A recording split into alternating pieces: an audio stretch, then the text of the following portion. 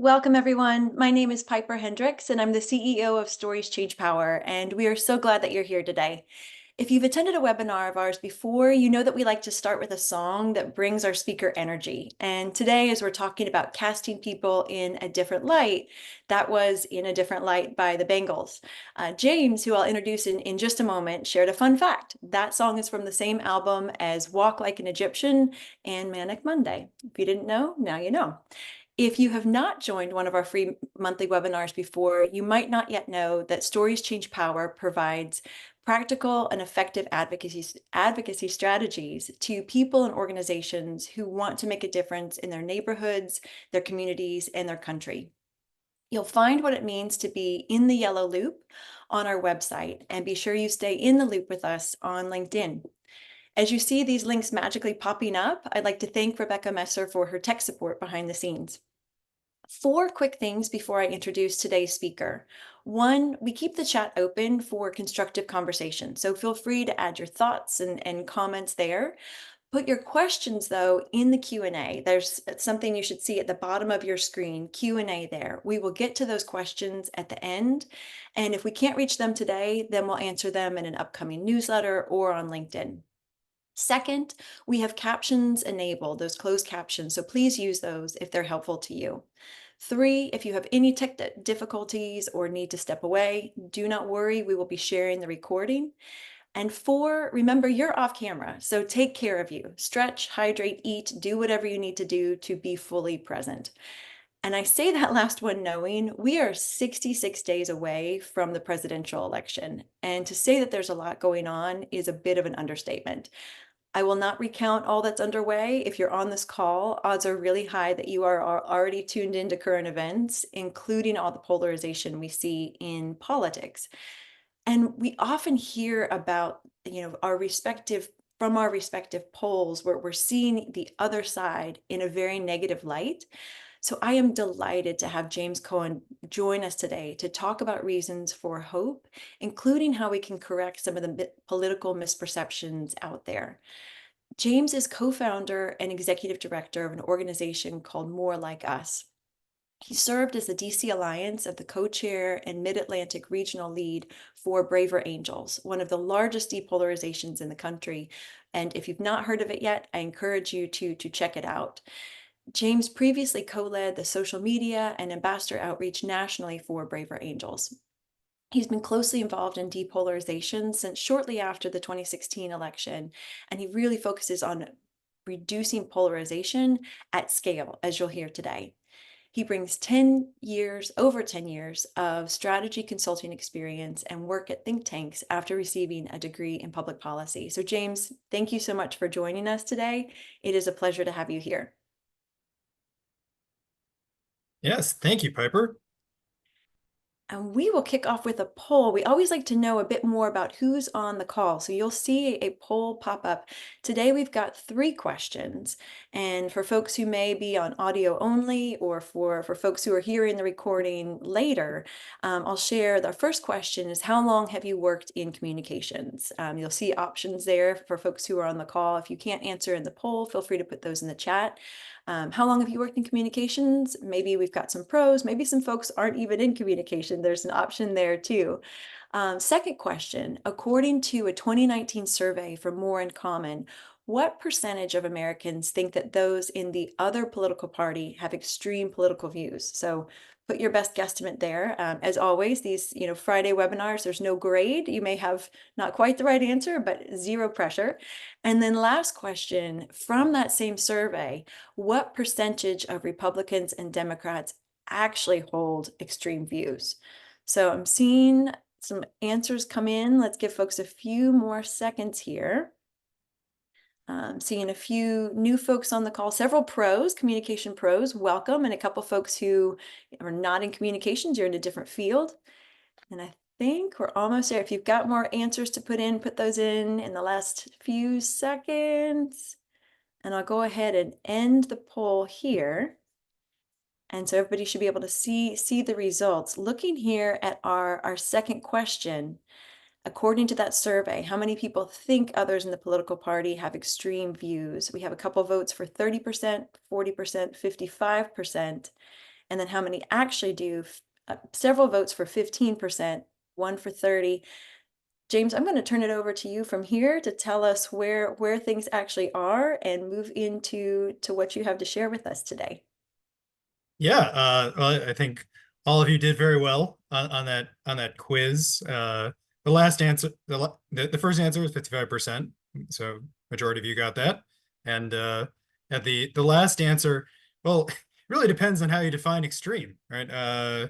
So I would think the answer actually is more like 15%. That's the share of the people on the wings.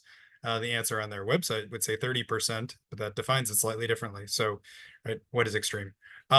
So thank you everyone for coming. I know it's a holiday weekend, or if you're watching it on video, I hope you're enjoying this in the fall or whenever you see it in the future. I really want to thank Piper for allowing me to talk. I will be sharing quite a few slides. They will be in the chat as well. Up front, I will say you do not have to read all the text on them. I'm sure many of you are communications experts and will be horrified at the strategy consulting background that I have, which is basically to write an essay in slide format, but hopefully it's formatted well so you can understand what's happening. If you have any questions, feel free to put it in the chat. So now I will go ahead and share my screen. All right. And now, apologies, I'll just make it big enough so everyone can see this. Okay, great. All right. So first of all, yeah, Piper gave great overview who I am. I mean, one way to think about it is my life, at least my career, is like two lightning bolts. So one when I was in high school and one in the 2016 election. So in high school, she got very interested in energy, and that became my career for the next 2 decades, including more than a decade as a strategy consultant. Hence the slides that kind of look like this. But more importantly for us, 2016 election, yeah, that really impacted me. My country is tearing itself apart. What is wrong? What can I possibly do about it? So I actually started a different organization called Red Blue Together, not that long after the 2016 election, sharing stories of friends and those in close relationships across the political spectrum. And you'll see a little bit still in this presentation about that. Then I did a lot of work for Braver Angels that Piper covered. And a couple of years ago, I said, the existing organizations in the space do a lot of good work when it comes to dialogue and some research, but I'm not sure if the work can really reach enough people at scale. And so another group, More in Common, that had that data from the quiz at the beginning, actually put me in touch with one of my co-founders. And we started getting more like us off the ground. And now I work on this full time. So we'll cover kind of 4 topics here. What are we targeting? Then this CAST framework. See, I love mnemonics and ways to remember things easily, how we're actually trying to use and test this, and then putting it in context. And we'll see how far we actually get. I know the last 15 minutes will be for Q&A. And if there's any questions that you have in the meantime, feel free to put it in chat and I'll try to address it, and Piper might jump in if there's anything that we really need to cover that's unclear. So what to target, why it matters. Right, the idea here, and these are going to be a number of slides, right? If we don't know where we're going, any road will lead there, right? So we have to define what are our targets. And when it comes to things like polarization, you'll quickly find out that I don't really like that term all that much. It refers to a number of different concepts that don't exactly cover what we want to target. But to discuss what we're trying to target, I'll talk about feelings first. So when we talk about feelings or emotions, at least for me, it's very kind of flighty, like all these different, happy, sad, angry, but like, it's kind of hard to encapsulate them, think of them and how they relate to one another. But there's a professor a few decades ago, Robert Plutchik, and he created this emotional wheel. Kind of looks like a flower with a number of petals. And I think this is a helpful starting point to think about different kinds of emotions.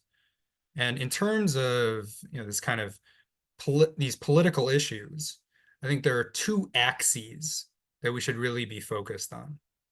But before I get into that, I should explain how to look at this kind of this pedal, this emotion wheel. So there are 8 kind of primary emotions, and the 4 that we'll really be focused on here are anger, fear, disgust, and trust. So if we start with kind of this axis that goes from the southwest to the northeast. So this is an axis where the 2 primary emotions are disgust and trust, and it really creates something of a continuum.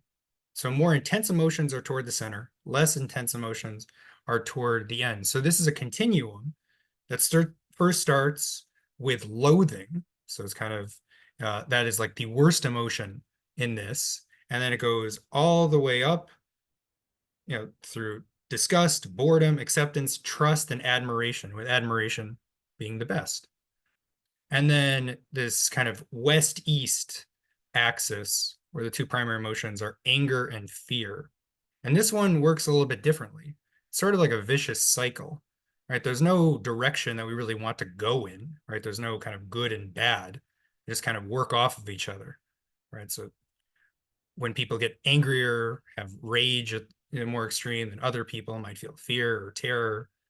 When people feel a certain amount of fear, they may act in fearful ways that induce more fear or anger. So it usually tends to, again, kind of cycle and get worse unless there's something to block it and make it better. Okay, so what are we actually focused on?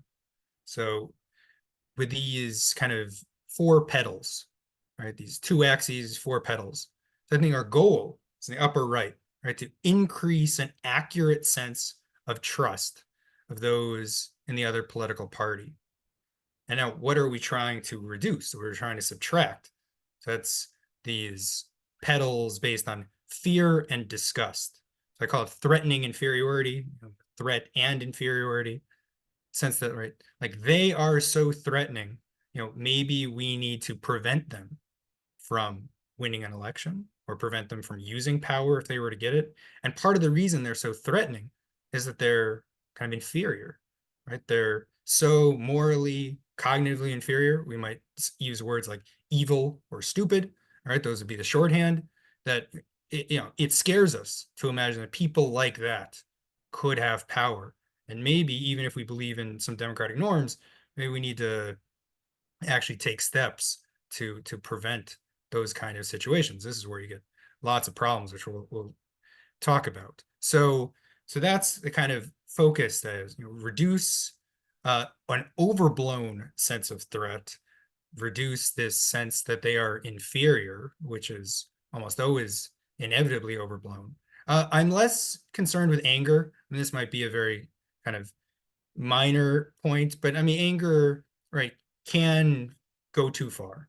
But also that kind of emotion can drive people to get involved in the political process, at least when they're angry about, say, systems that are problematic. So I'm a little less concerned about that, mostly concerned about fear and this inferiority, which, when you discuss, there can be ideas like people being morally repugnant or something that would use those kinds of terms. So I'll run through a lot of slides that show that this is overblown. There's a lot of misperceptions here. But first of all, right, we can talk about policy. These are graphs about immigration, right? Should there be open borders, closed borders? Well, right, there's a very large difference between the image on the left, where it's like, oh, we think that they're all extremists, essentially, going back to our quiz, versus how people actually feel. And there are differences between the parties, absolutely. But there's some overlap. There's people all along the spectrum. It's not just this binary choice of like all immigrants or no immigrants. And it it doesn't always, but it can relate to some kind of threat. Like, wow, these people are so extreme in their views. Wow, what else could they think? Could also think that they're kind of inferior. Like, who would ever believe, such wild ideas? But it's based on misperceptions. Then on the bottom half of the slide is from Pew. These are good examples of inferiority. So things like close-minded, right? Or immoral. And you notice there's a lot of symmetry.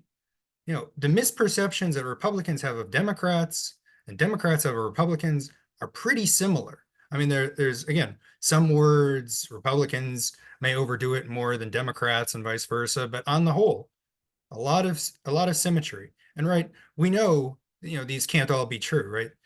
The majority of both party can't be more close-minded or immoral than the other. And so now just kind of going through, here's a lot of kind of threatening misperceptions.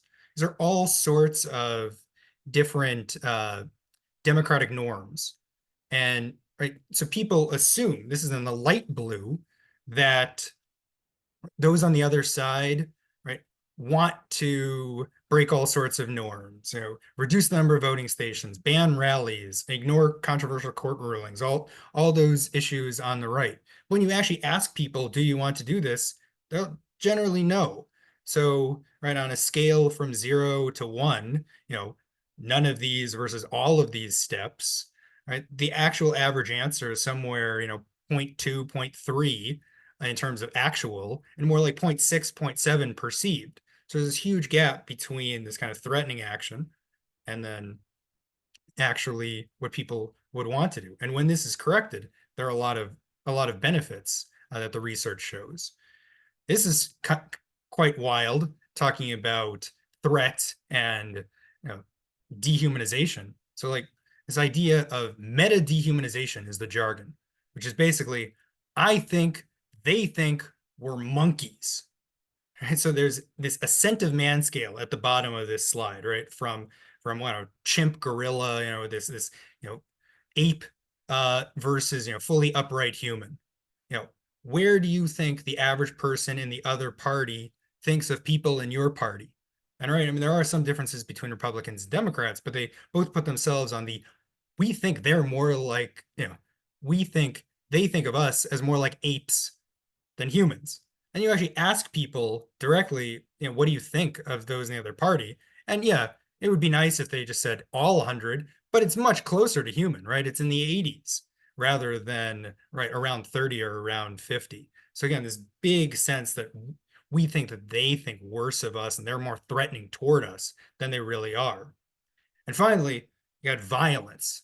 And so here's like 15x differences between what people think. Oh, we think, most of them on the other party would actually, be willing to assault a member of my party. You actually ask people, would you do this? And then they're like, no. So, right, huge misperceptions on things that are quite important. Although when it comes to violence, this slide, I'm sure we could talk about for a long time. But it does show that there are some risks of violence, but it's a difference between offensive and defensive violence, right? This kind of gets into a playground question of like, right, he pushed me first, right? That's not great, but that's sort of how people think about this. That very few people just out of the blue would ever consider political violence, really. But if they've been attacked, then the concept of retaliation is more possible. But there's still this big misperception thinking that, oh, we would only act kind of defensively, but they are the aggressors. But actually everyone is kind of fearful and just kind of responsive to things. But this is potentially a powder keg, so I don't want to minimize the risk here, but it shows that there are big misperceptions that can be addressed when it comes to threat and inferiority. And finally, okay, what do scholars think about this, right? Like, and so here's a lot of text that I realized, but there was the first quote comes from a big study in Nature magazine right before the 2020 election. What can we do about, they called it political sectarianism. This kind of very extreme polarization in their, or in their kind of lexicon, well, say the first thing we can do is address people's faulty perceptions of each other. Then here's another researcher. He wrote a book. What can we do about this? And he's just talking about like variants of changing misperceptions. Also, it's important to think about threat. And so Rachel Kleinfeld, so the third quote here is a researcher at the Carnegie Endowment. And she says, right, we got to focus on threats, not just dislike. And that's the focus here, right? Threat inferiority. And finally, there was a study that took interventions, really tested 25 of them at Stanford. It's called the Strengthening Democracy Challenge. And of these 25, only 3 achieved all 3 main goals: reducing anti-democratic attitudes, support for political violence, and partisan animosity, and this dislike. 2 of the 3 specifically focused on misperceptions. So when I see this work, I'm like, let's do something about these misperceptions if no one else is trying to directly address them. So what are the consequences here? On the left-hand side, there's some interpersonal issues. And one, what we do elsewhere, often about civil discourse, it can cause a lot of overblown anxiety about having conversations. If we think that an average person that we're going to talk to is threatening and crazy and morally inferior, like many people will not want to have that conversation, but their anxiety about having conversation is based on a bunch of overblown threats. Sometimes actual relationships are impacted, although the share is more like a fifth. Maybe it's not as extreme as some people would realize. There are examples of discrimination where people will choose, say, someone for a scholarship based more on political beliefs than actually merit. And what really gets me, right, is the more societal level issues, right? And so there's potential for political gridlock, right? Why would I ever want to work with them if they're so extreme? And there's all sorts of incentives that we'll also talk about.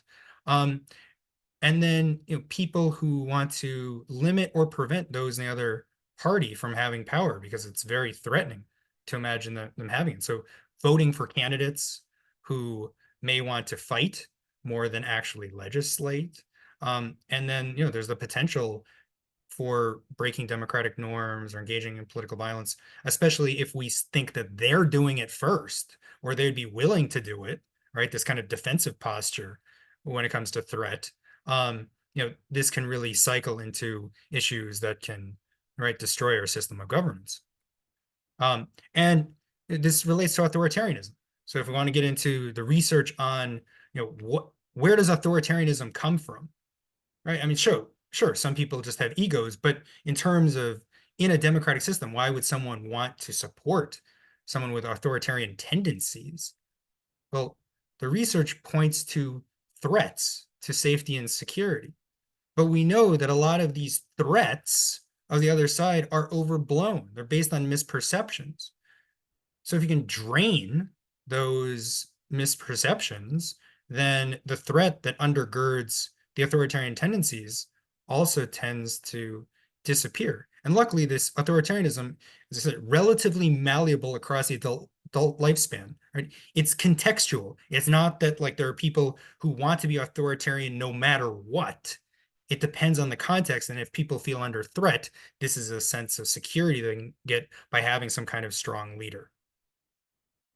And we have just a slide with a lot of connections with academics who do research in this space to make sure that we're going in the right direction.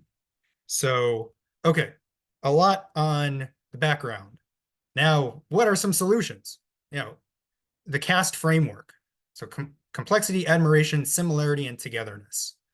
And so, first of all, I apologize. It's a slide, lots of words. We do not have to read all of them. So let's just focus on the left-hand side. Like, what are some specific distortions, right? It's seeing those on the other side as stereotypical. They're all the same. They're all kind of scary. They're all like that, which is, there's a jargon called the outgroup homogeneity bias, right? We think they're all kind of like each other. There's a lot of difference among ourselves, but they're all like that. They're all like a stereotype. This inferiority that I've talked about, they're just so different. And sometimes that difference is almost scary.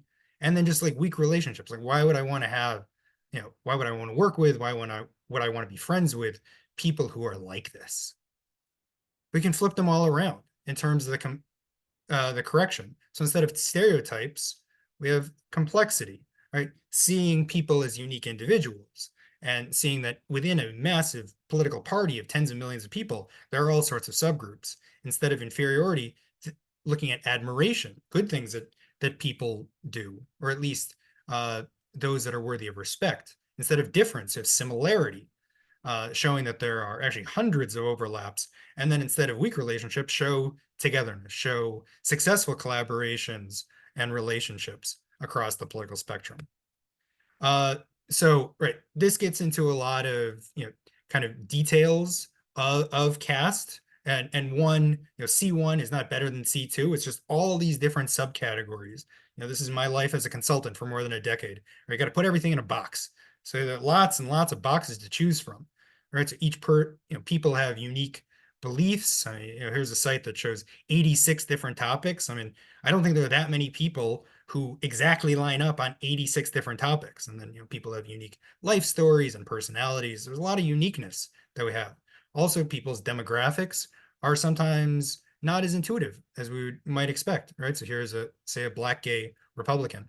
And then on the right-hand side, so this relates to the quiz, but this is from Pew rather than more in common, right? Instead of it just being like left and right, blue and red, just these two big groups, we actually look into these groups. There's all these subgroups.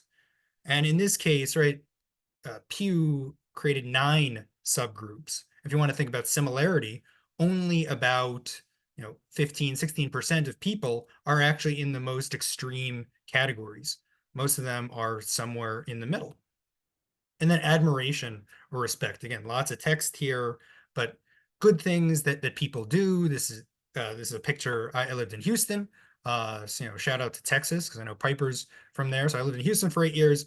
This is a Tea Party furniture store owner who during Hurricane Harvey opened up his furniture store and said, you can sleep anywhere. Use all this furniture, make this your home. Right? I think that's an admirable action, even if some people might not like his politics, but right, it shows him as maybe a better person than we might imagine.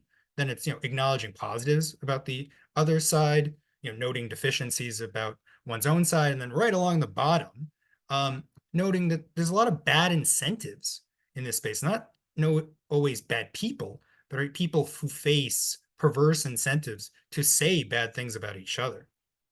Now here's similarities, and there are so many types of similarities.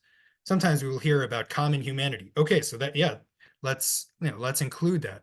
There's all these threatening misperceptions, which I've kind of circled in red because I covered them on the top. If I had to choose one, I say probably focus on that.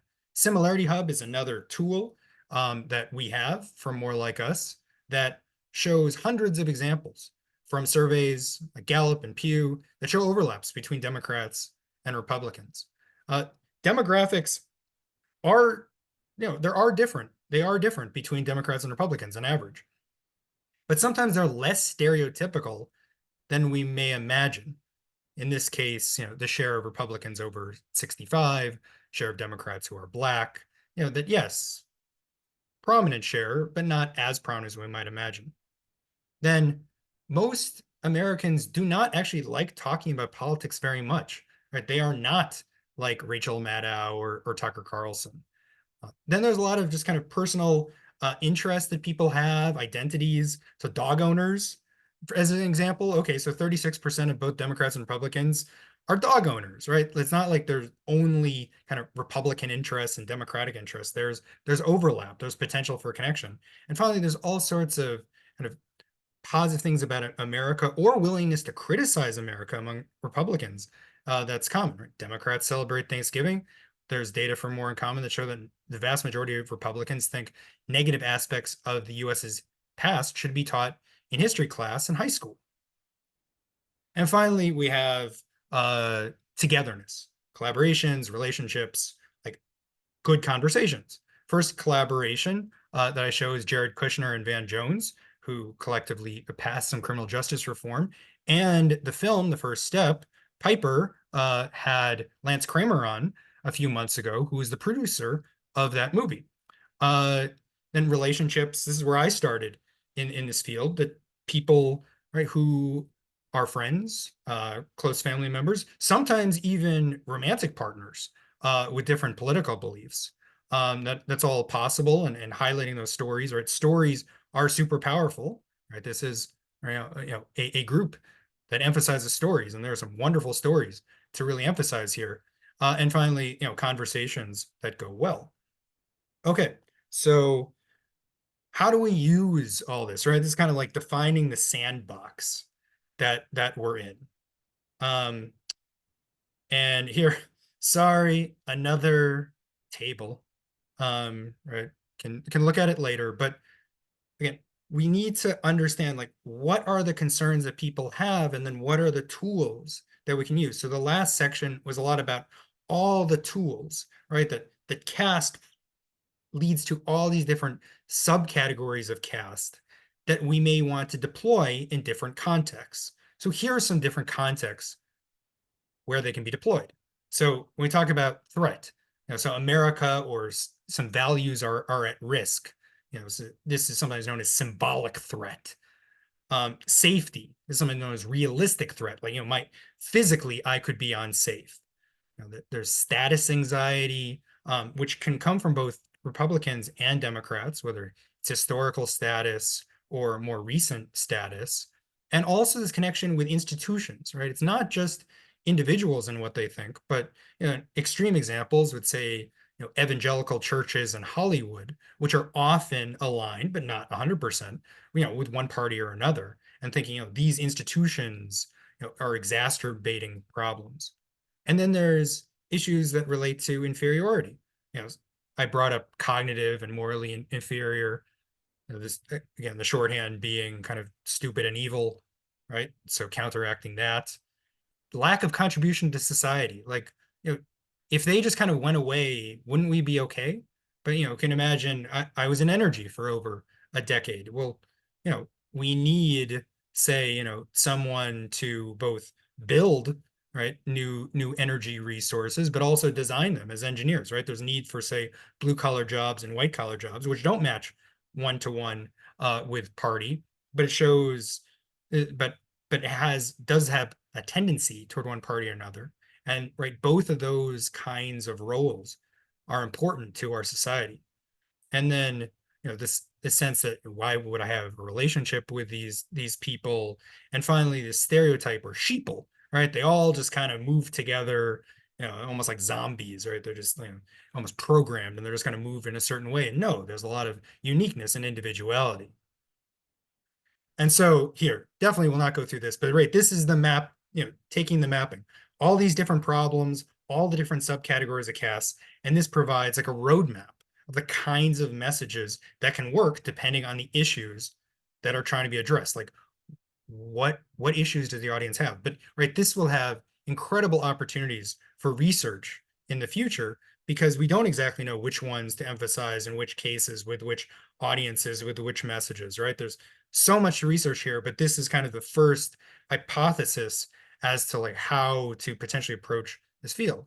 And in terms of how we're going to approach it, right, we can also go back to the emotion wheel, right? Like, we have all these different emotions on these different axes often to potentially address. So starting with the left, right, we can talk about joy in some cases, especially say with relationships or similar interests, anticipation upon seeing someone. Go to the right hand side, trust, right? That is kind of the original goal, to increase a sense of accurate trust across the political spectrum. And finally, in the lower right, right, all sorts of surprise. I think that is probably the biggest emotion here, because right, when we have content, right, there's so much content out there, and we need it to cut through the noise, right? But we have a lot of surprising messages that can be used with cast. So what are we actually doing about this? Okay, so we have this kind of theoretical framework. So we are working with some content creators. There's a group called Left Middle Right.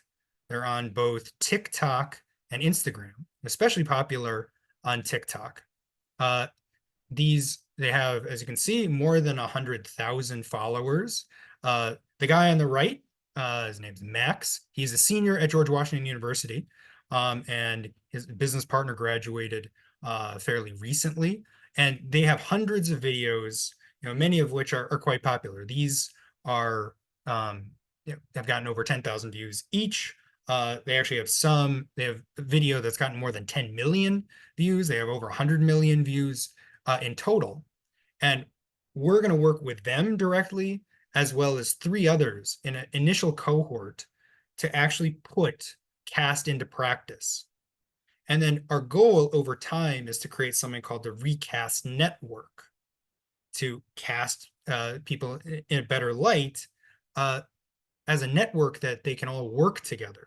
So hopefully there'll be more cohorts, train the trainer for other people to lead cohorts, and have a large group of depolarizing content creators out there. But I shouldn't mention that content creation on social media is not really the only goal, right?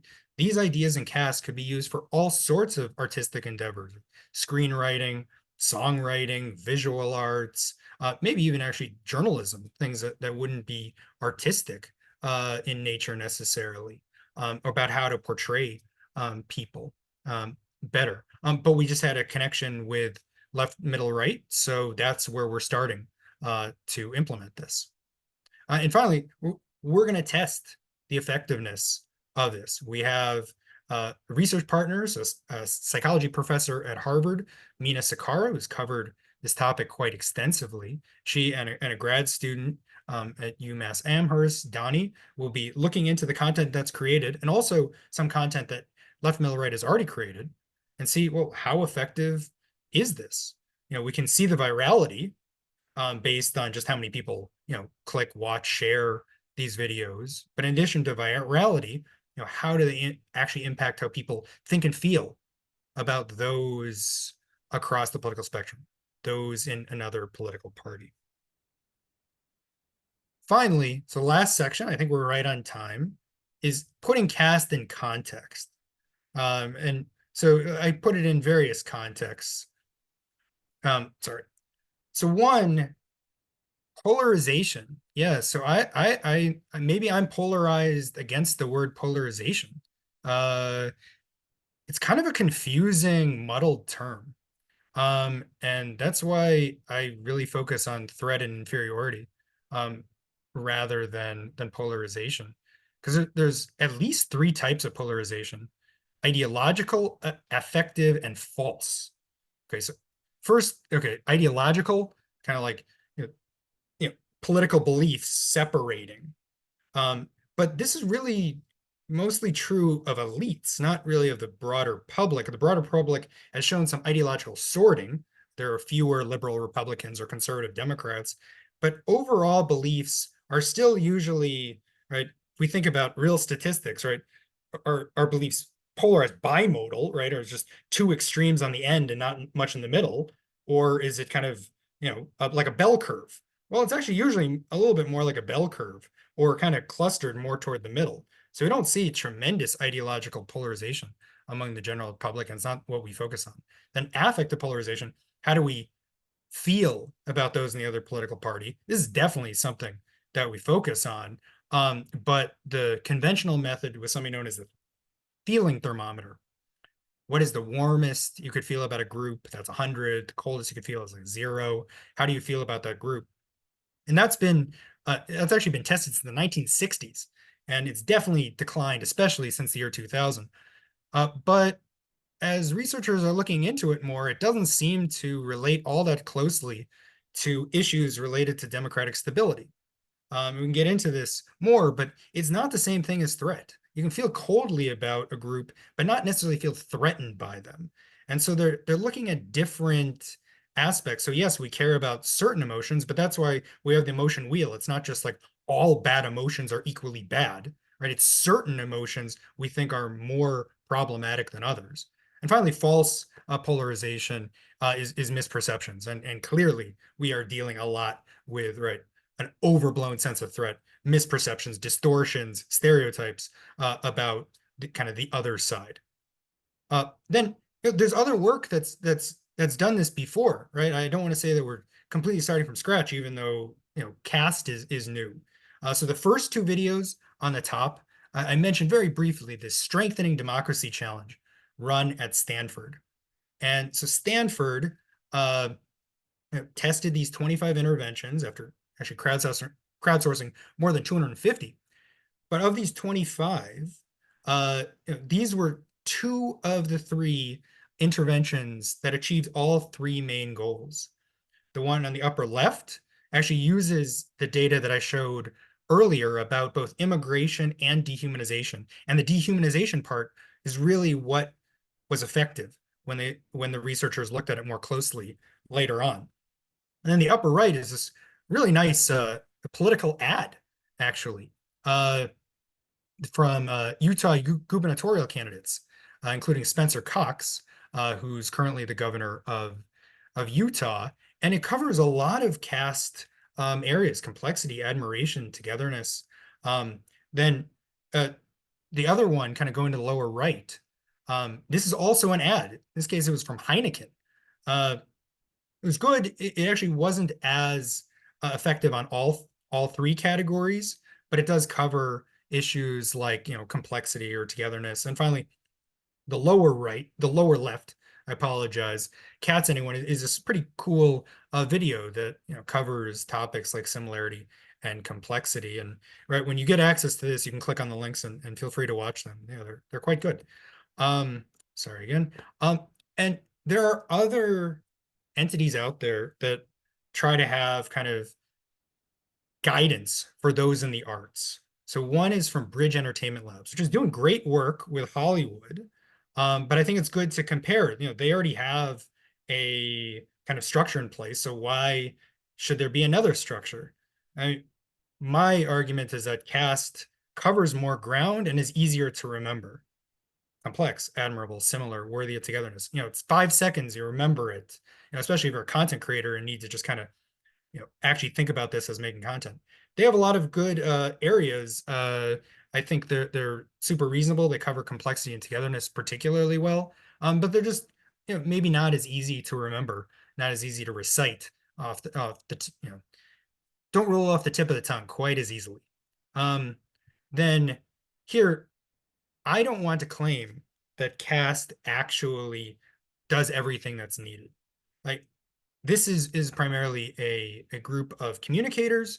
So I think it makes a lot of sense. But if someone is starting from scratch, I'd say try to reverse perverse incentives. There are all sorts of perverse incentives: news media, social media, electoral systems, special interest groups that encourage more extreme, distorted views of one another. All right, got to try to work on reversing those perverse incentives. Just at more like us, I wanted to accomplish something, sooner to start with. And also, reversing perverse incentives doesn't necessarily, lead to good outcomes. It just leads to fewer bad outcomes, right? We need messages that actually portray people in a better light, not just fewer messages that currently portray people in a distorted negative light. And I think this also, what we do indirectly at least, encourages cross-partisan conversations and just encourages people to go out there, share this content, tell people actually they're better than we think. And finally, last slide, I think right on time for Q&A, is as advocates, right? Kind of what can communications people who focus on advocacy do? And right, so I just create this kind of simple continuum. On the right-hand side, ideally, advocate for one's cause while also improving attitudes across the political spectrum, getting more accuracy, counteracting these stereotypes. On the other end, what I call scorched earth advocacy, right? We're focused on our topic, and they are awful and demonic and terrible, and like, how could you ever believe them, right? That would be the other extreme. And then there's some in the middle, which I have a hermit crab, maybe doesn't have all that much impact whatsoever. So with that, yeah, I think we have 15 minutes for questions. So let's go. Great. Thank you so much, James. I really appreciate this. And I think I'll speak for all the communicators on the call. We forgive the text heavy slides because they're so full of fabulous research. And we will be sharing the link with the resources, including in the YouTube description. So if you did not have a chance to read everything, that's a-okay. If you've got questions now, I encourage you to put those in the chat if that's easier, or in the Q&A. And just wanted to say, James, a couple things. Bob had a comment in the chat that I really appreciated about how depolarization or polarization, it's not as clear a term sometimes as building trust. And I really appreciated that. And so I'll say it on the record here, we're aiming to use that phrase more than the polarizing. It feels a little wonky sometimes, but and appreciate too the last slide there. I mean, really, there are, I think we've all seen examples of the scorched earth advocacy, and how, that may feel really satisfying to folks who are involved in the short term. But at Stories Change Power, a key element of our work is to build trust, to bridge divides. And so we're in that space of teaching and encouraging the longer term focus. And I'm curious, from your perspective, what would you like to see more or less of when it comes to folks who are working in advocacy and advocacy communications? Well, yeah. So, right, I mean, CAST hasn't, been around. So, you know, Mm. this is the first kind of public introduction. So, I hope that it's useful, that, right, there's on that continuum, I guess, less of the scorched earth variety, ideally more of the cast-aligned variety. And, even the hermit crab version is better than scorched earth. Yeah. Yeah, well, and a question that we got from Steve in the chat here. The CAST framework is great, agree. What is your measure of success? Are there accurate, like having more accurate perceptions of the other side, or is it a change in behavior to work together? Like what are you ultimately seeking? Yeah, so right. I mean, this is, and we'll have to work with the researchers to define it. I think the Strengthening Democracy Challenge has some of the attitudinal variables that matter. How do we feel about those on the other side, or attitudes toward democratic norms, attitudes toward political violence. When it comes to behavior, some of the easier behavioral outcomes, well, could be intention to have kind of, lower stakes behaviors, like intention to have a conversation. Maybe you can measure actual conversations. But, unfortunately, some of the most important things are some of the hardest to measure, right? Because they're preventing bad behaviors, right? They're preventing behaviors that could undermine our system of government. And so that those will be challenging, but at least we can understand, right, attitudes, prevalence of messages that might support some ideas. And thankfully we have researchers to help try to figure out, how this is working, and, which of this, vast network of possible options, we should focus on for different communities. Yep. And we've got a question from Bill in the Q&A. Yes, we will be sharing the links and information from the chat. In past webinars, I've been delighted to see folks chime in with other resources they'd like to share. And so we'll put those in the follow-up as well. A question came up with a group of communicators earlier this week around Meta's policies. And for folks on the call who do not run organizational social media accounts, you may or may not have heard or noticed this, where there are new restrictions on what is deemed political content. And that can be really tricky if that bucket is a little too big, or folks who are working at small organizations on really big causes may not have the bandwidth to navigate the labyrinth of what it takes to have your content get through and reach people. I'm curious if that's impacted it, challenged any of your outreach, including with the folks on TikTok and Instagram. Well, yeah, so right, so Meta, right, would affect Instagram. I think it may help to explain why left, middle, right, right, has done better on TikTok compared with Instagram, Mhm. because it can probably reach more people. Now, right, it's a separate question whether it's a good policy, and right, probably the majority of political content would actually tend to increase distortions of one another. So it's probably normatively a good policy, but obviously as content creators, have to figure out where there's an opportunity to actually have people see that content. I mean, thankfully, Cast is not specifically designed for social media. It just so happens that we have this relationship. So this can be useful for all sorts of other people, especially in the arts, and then it won't face that kind of hurdle. Yeah. Well, we have a comment from Bob here about suggesting a focus on our responsibilities as citizens could be helpful. And I'm curious for folks, it almost feels easy if you're communicating on behalf of an organization, then, taking this model and the more proactive and productive framework is helpful. But how, as individual citizens, can we put CAST to use? But okay, so as individuals, okay, so as individual citizens, right, I mean, people, so right there's often a lot of focus in this field about talking to people, right? Conversations with people. But especially since a lot of people don't live in environments where there are a lot of people with different political beliefs, often what matters is what people say about others. And so what people say about those in a different political party, right, can hopefully be aligned with caste. Now, I guess Bob asks something about kind of like uh calls to be a better citizen. And so we notice that caste has no direct behavioral component to it. It is all about perceptions of the other side. So behavior in this framework is emergent, right? If one has better perceptions, behavior tends to follow. But there might be some additional messaging that could be added on to kind of a perception focused thing. In general, that would be okay. You feel better about them, so go have a conversation. I should say when it comes to citizenship and beliefs in kind of norms, they're very high. Beliefs about how to be a good citizen are extremely high. So there's not that much room to push it higher.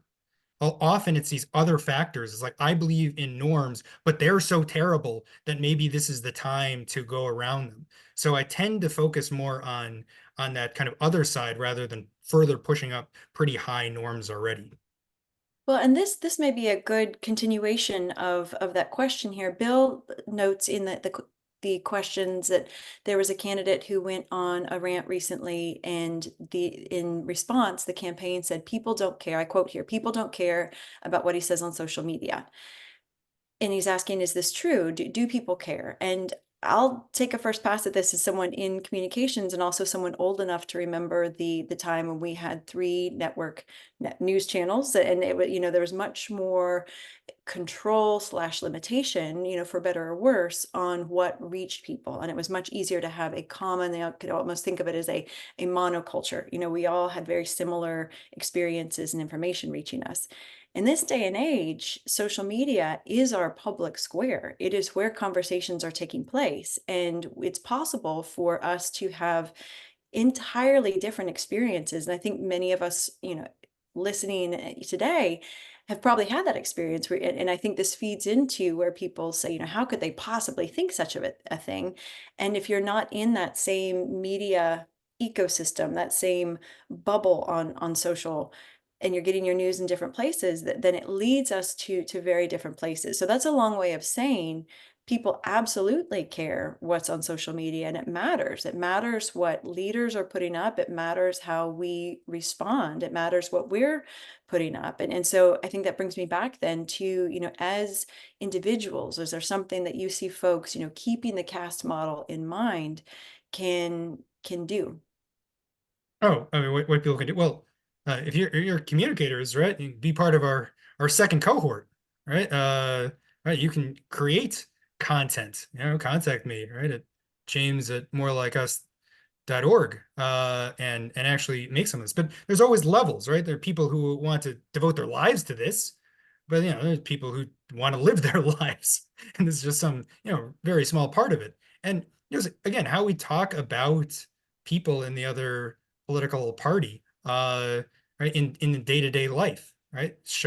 Explain, talking about them as complex humans who can be admirable, who actually have a lot of overlaps with us, who often we could be friends with, right? Like they're not incredibly esoteric concepts, but they can just be sprinkled in everyday conversation. Yeah. Yeah. And I want to underscore too, I really appreciate you starting with the wheel of emotions. And it's interesting. There are folks truly when we get into research, and I think a lot of advocacy communicators face this, where if you're working particularly with folks focused on policy, that can be, very research and data driven. And who is, why are we talking about the squishy things like emotions? But I'm reminded of Maya Angelou's quote about how people do not remember what you told them. They remember how you made them feel. And so we talk about that a lot with Stories Change Power. We're reaching not just minds, but hearts and minds. And so it is important. And what you're saying, and how when folks feel threatened, and if I can just the other day on the radio, I heard an ad talking about, do you have enough money? Do you have more than you had last year? Are you saving? And the whole point was to take a course on day trading. And I just sitting at a stoplight felt really threatened. Like, I'm not day trading. My future is so insecure. And I thought, man, the power of words to put that fear in us, and that is not serving anybody. And so, yeah. It's serving the day trading Well, fair, company. fair, fair, fair. It is serving somebody, but I think the general Right, public. right. That's the scorched earth kind of approach. I mean, yeah. Emotions matter a lot. I guess going back to a previous thing. So right, this, the data that we have is about kind of average voters, right? Average people who identify as Republicans or Democrats, right? We don't, take stances on individual political leaders, right? Mhm, Like fear and threat are not bad emotions, right? It's just they are emotions that should be right deployed accurately. mhm, And so right, like there are, so I don't we don't focus on like castigating leaders. Oh, you bad person for saying this. I'm more interested in what makes, a somewhat, a leader who might be somewhat atypical attractive to a lot of people, and what are right the thoughts and feelings, especially emotions, that they're feeling, that might, you know, encourage that kind of attractiveness, right? More like us, whatever you want to call it, bipartisan, nonpartisan. One of my co-founders funds Democrats. Another one was the former president of National Federation of Republican Women. So we're not, talking about any individual candidate, but kind of the feelings and the desire to vote for one, person or another, and kind of the demand side, broader voter population is kind of a target that we'd have. yeah. We are coming up on the hour and we've covered a lot. I'm wondering if there's just one thing that you want people to remember from today. What would that be? Oh boy. Easy question, right? One thing to remember. Well, I mean, I guess it's CAST. What does CAST stand for, right? Right. And so if you like nouns, it'd be complexity, admiration, similarity, and togetherness. If you like adjectives, it's complex, admirable, similar, and worthy of togetherness. I guess. But right, hopefully that's the one thing in a presentation about CAST to take away from it. Fair, fair. And we will be following up with a lot of resources for everybody. I thank you for joining. Thank you, James, for all this great information, Yeah. all the work that you're doing. This is an ongoing series, and next month we will be hearing from all sides. We'll dig more into the Similarity Hub that you touched on. So perfect way to, join us in September on how bursting our media bubbles can strengthen democracy. When you leave the webinar, everybody, a quick poll will pop up. Please be a helper for us. Take 15 seconds. Let us know how this was. We value your input. Until next time, be well, do good work, and have a wonderful long weekend. Take care. Thank you, Piper.